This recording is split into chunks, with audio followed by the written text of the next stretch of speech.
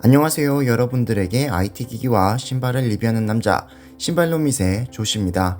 어느덧 할로윈데이도 지나고 11월 첫째 주가 되었습니다. 11월은 어떤 소식들로 시작할지 지금부터 확인해 보시죠.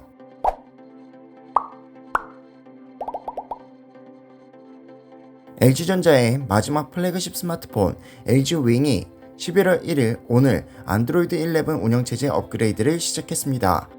개선사항으로는 대화 전용 알림창 추가, 메시지 버블 기능 추가, 삭제한 알림 기록을 확인할 수 있는 메뉴 추가, 앱의 활성화 시에 1회에 한정하여 권한을 부여할 수 있는 이범한 허용 옵션 추가, 잠금 화면 및 상태 표시줄에서 무음 알림 숨기기 기능이 추가되었습니다. LG전자는 지난 7월 31일부로 휴대폰 사업을 종료했지만 LG벨벳, LG벨벳 LTE, LG윙 등 3종에 대해서는 안드로이드 13까지 업그레이드를 제공할 예정입니다. 구글이 자체 개발한 텐서 SoC의 GPU 성능이 스냅드래곤 888, 엑시노스 2100, 기린 9000 등 다른 SoC보다 우수한 것으로 알려졌습니다. 이는 레드대, 픽셀6의 3D마크 와일드라이프, 와일드라이프 익스트림, 와일드라이프 스트레스 등 GPU 벤치마크 결과가 올라온 것으로 확인이 되었는데요. 벤치마크 결과를 보면 텐서 SoC는 3D마크 와일드라이프 테스트에서 초당 39프레임에 6666점을 기록했으며 와일드라이프 익스트림 테스트에서는 초당 12.8프레임에 2028점을 기록했고 또 최대 20분 동안 진행된 와일드라이프 스트레스 테스트에서는 56% 안정성에서 베스트 루프 점수 2129점과 로우 루프 점수 1193점을 기록했습니다. 비교를 위해 스냅드래곤 888 칩셋이 탑재된 갤럭시 S21 울트라는 와일드라이프 익스트림 테스트에서 초당 8.90프레임에 1494점을 기록했으며 엑시노스 2100 칩셋 버전은 초당 10.70프레임에 1793점을 기록했습니다. 또 기린 9000 SoC가 탑재된 화웨이 플래그십 스마트폰은 초당 12프레임에 2004점을 기록했습니다. 다만 픽셀6 프로는 킥벤치 CPU 싱글코어, 멀티코어 테스트에서 각각 1012점, 2760점을 기록했는데 싱글코어 성능은 스냅드래곤 888, 엑시노스 2100 수준이지만 멀티코어 성능은 다소 낮은 수준이라고 외신은 전했는데 이는 텐서 칩셋은 인공지능 머신 러닝 알고리즘의 빠른 처리에 초점을 맞추게 제작되었기 때문으로 보고 있습니다. 그리고 픽셀6 시리즈의 배송이 시작됨에 따라 최신 소프트웨어 업데이트를 배포하고 있는데 업데이트에는 매직 이레이저를 포함해 지난주 이벤트에서 소개된 픽셀6 시리즈의 모든 새로운 기능이 포함되어 있다고 구글은 설명했습니다. 저번주 제 유튜브에 원UI4 내용을 간단히 정리한 영상을 업로드했는데요. 그 영상을 자세히 보면 랩톱, 즉 노트북 관련해서도 UI 변화가 있는 것을 간단하게 볼 수 있었습니다. 삼성은 그 발표에 이어 삼성 개발자 컨퍼런스 2021에서 갤럭시북을 위한 원UI 북 4를 공개했습니다. 원UI 북 4는 삼성 모바일 기기용 원 UI를 기반으로 하며 작동 방식은 매우 유사하지만 윈도우 시스템 디자인에 더욱 어울리도록 고유한 스킨을 제공하게 제작되었습니다. 다만 삼성전자는 원 UI 북 4의 세부 정보를 공개하지 않아 일반 윈도우 UI보다 얼마나 변경될지는 아직 알 수 없습니다. 원 UI 북 4는 갤럭시북 프로 360, 갤럭시북 프로, 갤럭시북 플렉스 2, 갤럭시북 오디세이에 제공될 예정이지만 출시 날짜는 아직 공개되지 않았습니다. 하지만 현재 추세로 보면 모바일에 원 UI를 업데이트를 먼저 하고 이어 원 UI 북 4 업데이트를 순차적으로 진행할 것으로 보입니다.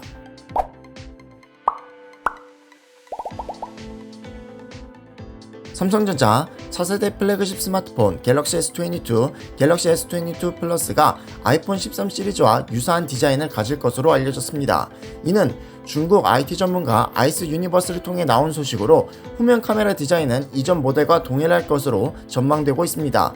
그리고 갤럭시 S22 울트라의 경우에는 S펜 내장 슬롯을 갖추면서도 물방울 카메라 디자인이 적용된 쿼드 카메라가 탑재될 예정이며 1억 800만화소 메인 카메라 3배 광학줌을 지원하는 1200만화소 망원 카메라 10배 광학줌을 지원하는 1200만화소 전망경 카메라 1200만화소 초광각 카메라로 구성되고 45W 고속 충전을 지원하는 5000mAh 배터리가 탑재될 것이라고 합니다.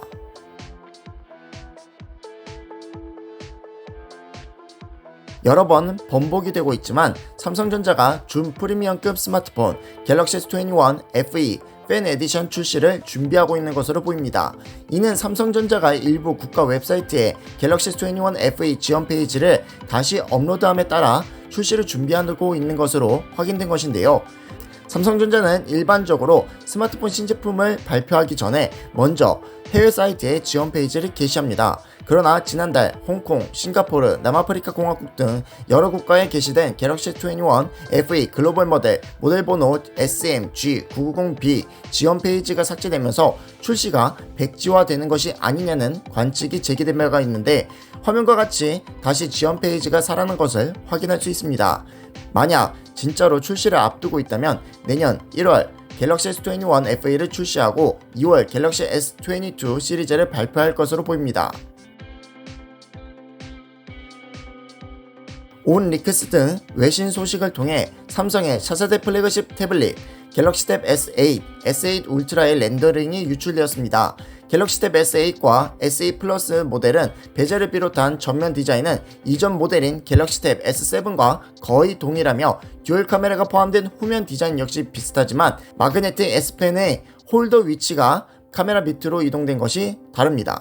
이어서 갤럭시 탭 S8 울트라의 경우에는 하위 모델보다 좁은 베젤 두께를 보여주며 애플이 최근 공개한 맥북 스타일의 노치 디자인이 적용되어 있고, 후면에 1300만화소, 800만화소 듀얼 카메라가 탑재되고 전면에는 800만화소 싱글 카메라가 탑재될 것으로 알려졌습니다. 또 갤럭시 탭 S8 울트라는 지금까지 태블릿에서 본 것 중 가장 큰 13.6인치 크기를 가질 것이며, 삼성 디스플레이가 개발 중인 새로운 베젤 기술 BRS 기술이 적용되며 120Hz 주사율을 지원할 예정이라고 합니다.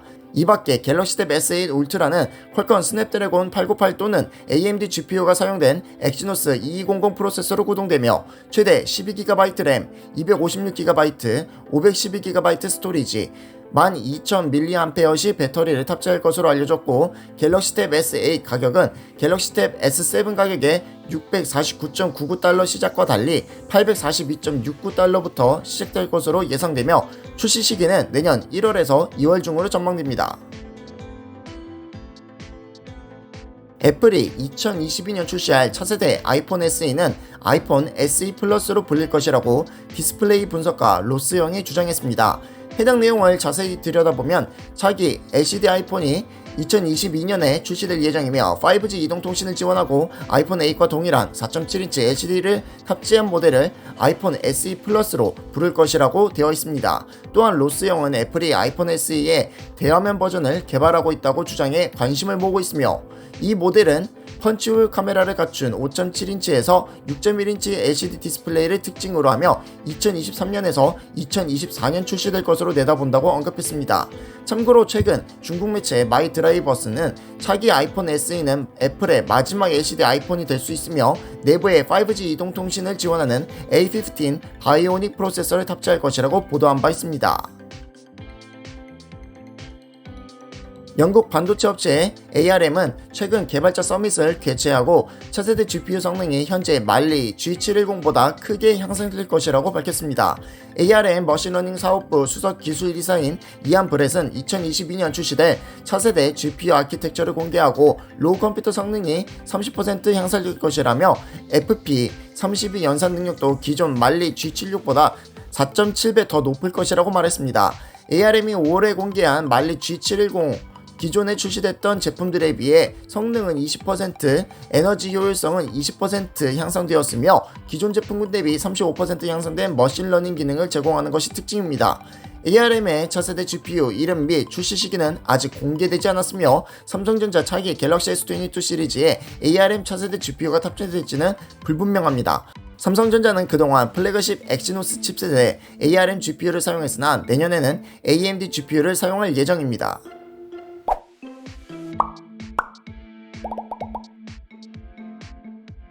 인텔에서 데스크탑 최초의 DDR5 지원 플랫폼인 12세대 CPU인 엘더레이크를 공식 발표하며 국내에도 언론 및 유튜버를 통해 개봉 등 정보가 공개되고 있습니다. 이번 발표된 라인업으로는 오버클럭이 가능한 언락 버전인 KF 시리즈가 우선 공개되었는데, 공개된 라인업으로는 i9-12900K, KF, 그리고 i7-12700K, KF, 마지막으로 i5-12600K, KF로 i5에서 i9 각 라인업의 대표 모델들이 공개되었습니다. 가장 먼저는 i9-12900K인데 기존의 루머로 알려진 내용과 같이 총 16개의 코어를 기반으로 하며 CPU 코어 구성은 빅 앤 리틀 구조로 각각 A 코어 구성으로 확인되었으며, 부스트 클럭에 있어서는 B코어 기준 최대 5.1GHz, 스몰 코어 기준 3.9GHz로 동작합니다. 이어서 i7-12700K는 빅 앤 리틀 구조에 있어 A 플러스 4코어 구성으로 적용되었으며 12900K 대비 소폭 낮은 부스트 클럭 스펙을 가지고 있습니다. 인텔에서 발표한 자료와 같이 B코어 기준 최대 부스트 5.0GHz에 스몰코어 3.8GHz로 소폭 낮은 속도를 제공합니다. 마지막으로 i5-12600K인데 6 플러스 4코어 구성을 통해 최대 10코어를 제공하며 부스트 클럭에 있어 i7-12700K 대비 소폭 더 낮은 클럭을 제공하고 논-K 버전은 내년 1분기 중 공개될 것으로 예상되고 있습니다. 한편 이번 인텔에서 발표한 엘더레이크 CPU의 경우 DDR5 4800MHz와 DDR4 3200MHz를 동시에 지원하며 공식 출시가 예상가로는 12900K는 $589, 12700K는 $409, 12600K는 $289로 예상되고 있습니다. 참고로 이는 국내에 발매될 때 세금 등을 포함하면 이전 세대보다 최대 약 14만원가량 비싼 가격으로 공급될 것으로 보이는 가격이라 할 수 있습니다. 인텔 엘더레이크 CPU에 호환되는 LGA1700 소켓과 관련되어 기존 LGA1200 소켓에 대항되는 쿨러와 호환성 이슈가 있다는 소식이 전해졌습니다. 해당 소식은 외신 WCCF 테크와 비디오 카즈를 통해 확인된 내용인데, 기존 인텔 LGA1200 소켓, 즉 코멧 로켓레이크 CPU와 호환되는 기존 AIO 수냉 쿨러에 있어 LGA1700 소켓 메인보드에 해당 쿨러를 장착할 경우 사진과 같이 서멀 그리스가 고르게 분포되지 않는다고 지적했습니다. 이러한 문제가 생기는 이유는 엘더레이크에 대응되는 LGA1700 소켓의 경우 기존 LGA1200 대비 높이가 1mm가량 높아졌는데, 이러한 소켓의 높이 차이로 인해 기존 LGA1200에 대응되는 AIO 수냉 쿨러에 있어 서멀 그리스가 고르게 펴지지 않는다고 외신은 전했습니다. 이에 따른 각 수냉 쿨러 제조업체, 대표적으로 커세어 아틱과 같은 곳에선 이에 대응하는 LGA1700 브라켓을 별도로 준비 중이라고 밝힌 만큼 차후 다른 쿨러 제조사에서도 이번 이슈에 대응하는 별도의 브라켓을 출시할 것으로 예측되고 있습니다. 주요 외신 WCCF 테크의 편집자인 하산 모이타바의 트위터 계정을 통해 확인된 내용으로 12세대 엘더레이크 CPU의 경우 향상된 게이밍 성능 및 환경을 위해선 이 코어를 비활성화하는 것이 좋을 수 있다는 내용을 게시했습니다. 내용인 즉슨 이 코어를 비활성화할 시 게이밍 성능에 있어서는 큰 차이가 없지만 CPU 패키지 파워에 있어서는 20% 감소하며 동시에 CPU 온도에 있어서도 5도 정도 감소한다는 내용이 담긴 사진을 공개했습니다. 이와 관련하여 해당 소식을 접한 일각에선 인텔의 초기 하이퍼 스레딩 기술과 같이 빅 앤 리틀 코어의 구성의 경우도 윈도우 OS단의 최적화 및 인텔 측의 스케줄러 최적화 등 안정화 작업에 있어 시간이 필요한 것이 아니냐라는 의견도 나오고 있습니다. 물론 아직 공식적인 CPU에 대한 정보 및 벤치마크가 공개되지 않은 상황인 만큼 현재 확단하기에는 이르나 이번 12세대 엘더레이크 CPU의 경우 빅 앤 리틀 코어 구성을 적용한 CPU라는 점과 일반적인 멀티코어 지원 게임이 6개에서 8개의 코어를 주로 활용한다는 점을 미루어 봤을 때 해당 내용이 사실일 가능성도 어느 정도는 열려있는 상황입니다. 이와 관련하여 보다 자세한 제품 정보와 벤치마크는 다가오는 태평양 표준시 기준 11월 4일 오전 6시 기준에 공개될 예정입니다.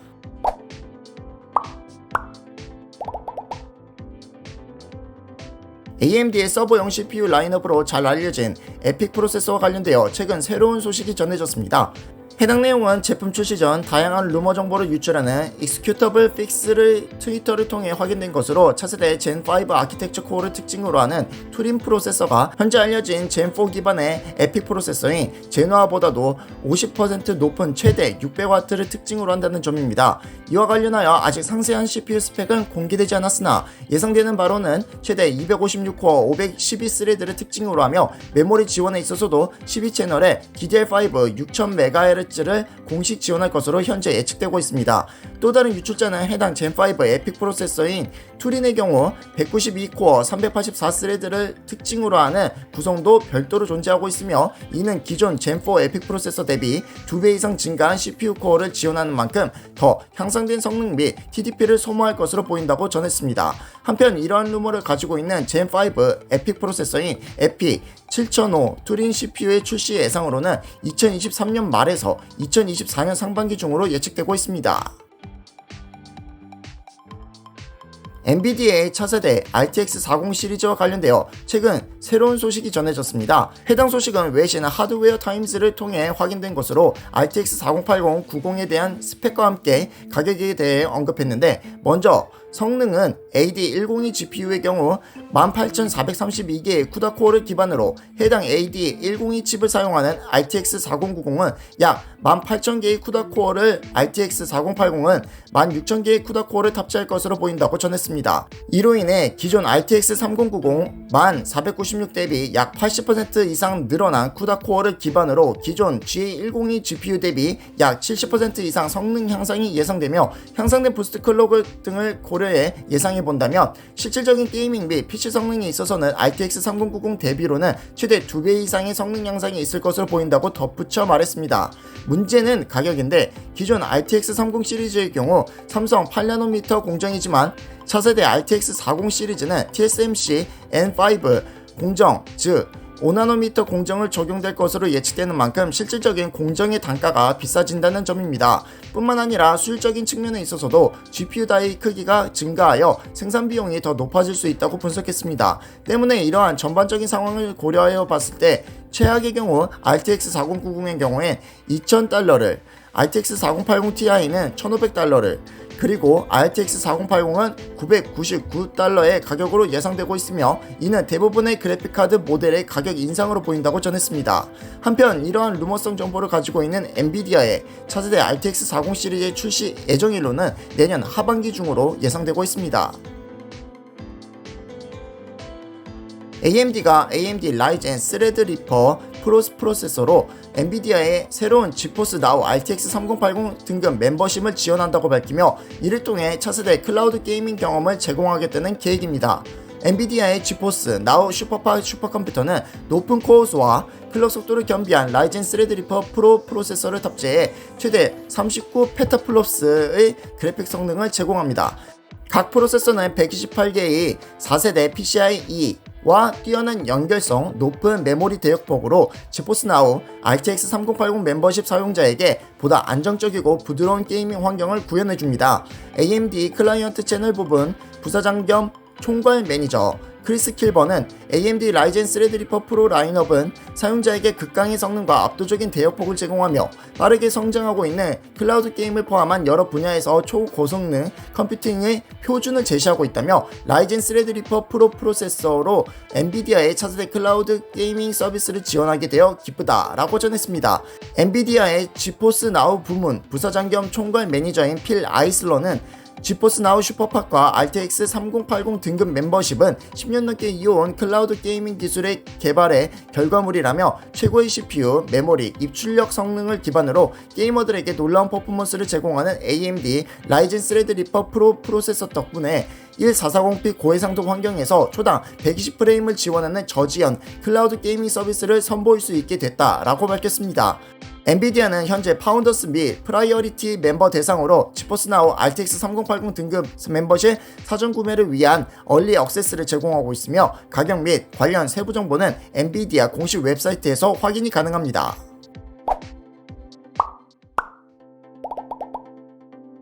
자, 여기까지 11월 첫째 주 IT 소식을 전해드렸습니다. 이번에는 인텔 12세대 엘더레이크 프로세서의 정보가 속속히 공개됨에 따라 이와 관련된 소식과 갤럭시 S22, 아이폰 SE 플러스 등 소식을 전해드렸는데요. 특히 원 UI4 정식 배포가 점점 더 속도가 붙는 것으로 보입니다. 뿐만 아니라 윈도우 환경에서도 추가 UI가 적용됨에 따라 윈도우 11에 맞춰 보다 더 모바일 환경에 최적화가 될 것으로 보입니다. 여러분들의 이번 소식들에 대한 생각은 어떠신가요? 여러분들의 다양한 의견을 아래 댓글로 남겨주시고 덤으로 좋아요, 댓글, 구독도 해주시면 감사하겠습니다. 그럼 여러분들에게 IT 기기와 신발을 리뷰하는 남자 신발놈이세 조씨는 다음 영상에서 찾아뵙겠습니다.